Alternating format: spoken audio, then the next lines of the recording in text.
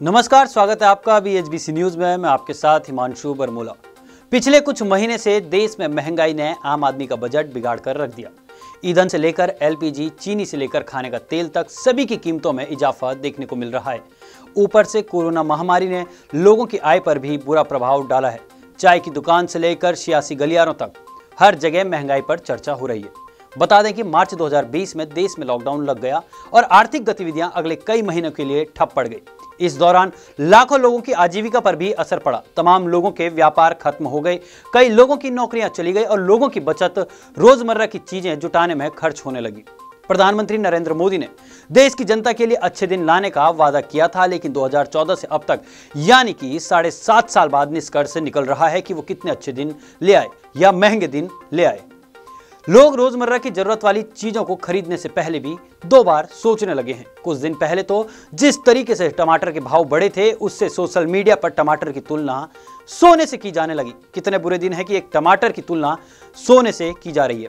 लेकिन सरकार से सवाल कौन पूछेगा, यही सबसे बड़ा सवाल है जो जनता और सरकार के बीच का स्तंभ है, यानी कि हम, यानी कि मीडिया। वह सरकार की वाहवाही करने से बाज नहीं आ रही है। वैसे भी भारत का मीडिया जनता का नहीं रहा, वो गोदी मीडिया हो चुका है। वो सरकार के गोद में बैठ गया है। जिस मीडिया को रोजगार, महंगाई, शिक्षा, स्वास्थ्य जैसे सामाजिक मुद्दों पर बात करनी चाहिए थी, वहां मीडिया यह दिखा रहा है कि मोदी जी ने गंगा जी में डुबकी लगाई, मोदी जी ने विपक्ष पर हमला बोला। लेकिन एक बात है, मीडिया का ड्रग्स पर सबसे ज्यादा ध्यान रहा। शाहरुख खान के बेटे आर्यन खान को ड्रग्स मामले में गिरफ्तार किया गया था, लेकिन बाद में बॉम्बे हाई कोर्ट से शाहरुख के बेटे आर्यन को क्लीन चिट मिल गई।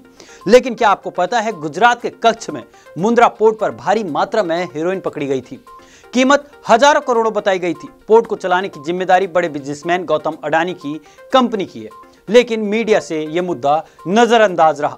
वैसे भी कुछ दिन पहले टीवी में नशीले दौर की झूमती पत्रकारिता का दर्शन आप कर चुके होंगे, इसलिए आपको सरकार से सवाल खुद पूछने होंगे।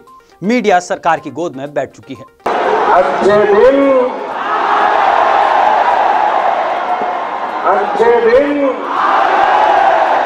2014 में मोदी जी ने अच्छे दिन लाने का वादा किया था। चुनावी सभाओं में मोदी बोलते थे अच्छे दिन, और जनता पीछे से चिल्लाती थी आएंगे। अब मोदी जी का अच्छे दिन से क्या अभिप्राय था, उन्होंने कभी पूरी तरह से इसे नहीं समझाया। हाँ, जब हजारों लोग हाथ उठा के आएंगे बोलते थे तो उनके चेहरे पर चमक साफ दिखाई देती थी। जिन्होंने पीछे पीछे नारे लगाए या उम्मीद लगाई कि अच्छे दिन आएंगे, वे क्या समझे थे कौन जाने, पर सभी लोग पिछले 7.5 साल से उम्मीद लगाए बैठ गए। अंदाजा लगा सकते हैं कि छोटे छोटे लोगों की छोटी छोटी उम्मीदें रही होगी। शांति से दाल भात, छोटा काम या छोटी सी नौकरी मिल जाए, फसल का बस ठीक ठाक दाम मिल जाए, तू भी भूखा न रहे, मैं भी भूखा न रहूं। लेकिन महंगाई अपने चरम स्तर पर। रिकॉर्ड तोड़ने की इच्छुक मोदी सरकार ने पिछले साल बेरोजगारी का रिकॉर्ड तोड़ने के बाद अब एक और नया रिकॉर्ड तोड़ दिया है। देश में होलसेल यानी थोक महंगाई 12 साल के रिकॉर्ड स्तर पर पहुंच गई। फ्यूल, सब्जी, दूध और अंडे के दाम बढ़ने से आम आदमी की कमर टूट गई। मंगलवार को जारी हुए सरकारी डेटा के अनुसार नवंबर महीने में थोक महंगाई दर पिछले महीने के 12.54% से बढ़कर 14.2% हो गई है। इस दर के बढ़ने का मतलब है कि उन चीजों का दाम भी बढ़ जाना जो थोक में बिकती हैं, जैसे ईंधन और बिजली, दूध, अंडा, मांस, आलू, टमाटर, दूसरी सभी सब्जियां।